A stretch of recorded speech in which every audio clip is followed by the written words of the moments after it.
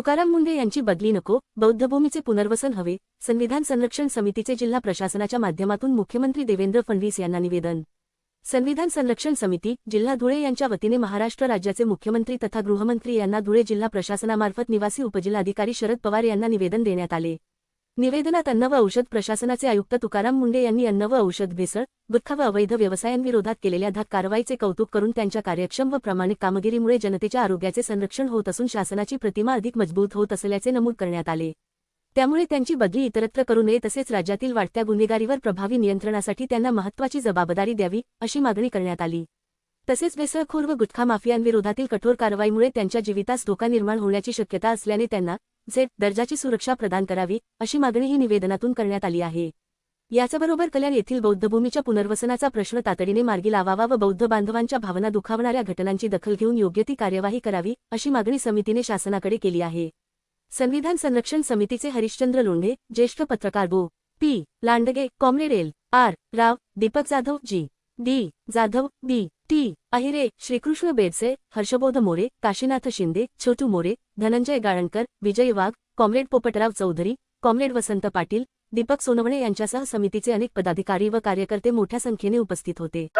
आरोग्याच्या दृष्टीने अत्यंत महत्त्वाचं की अन्न औषध प्रशासन विभागावर जे माननीय धडाकेबाज कारवाई करणारे अत्यंत महाराष्ट्रातील प्रामाणिक IAS अधिकारी माननीय तुकाराम मुंढे साहेब यांनी जे काम सुरू केलेलं आहे त्यांच्या कारवाईमुळे अनेक माफिया हे दुखावलेले आहेत।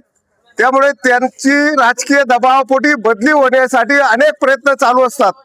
त्यांची 21 वर्षे सेवेमध्ये 25 ठिकाणी बदल्या झालेल्या आहेत।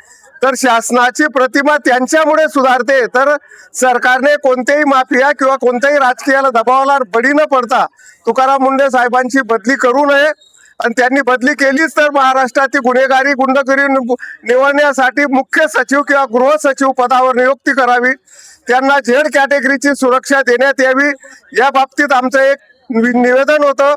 तसेच दुसरं निवेदन हे आमचं कल्याण डोंबिवली महानगरपालिकेचे जातीवादी प्रशासन जे वालधुनी या ठिकाणी बौद्धांचं पवित्र ठिकाण बौद्धभूमी ही कोणतीही सूचना नोटीस काही पूर्वकल्पना न देता किंवा पुनर्वसन न करता ती बुद्धभूमी तोडण्यात आली व त्या ठिकाणचं पुनर्वसन करावं तात्काळ, अन्यथा संपूर्ण महाराष्ट्रातील आंबेडकरी बौद्ध अनुयायांच्या भावनांचा उद्रेक होऊन कायदा सुव्यवस्था बिघडू शकते।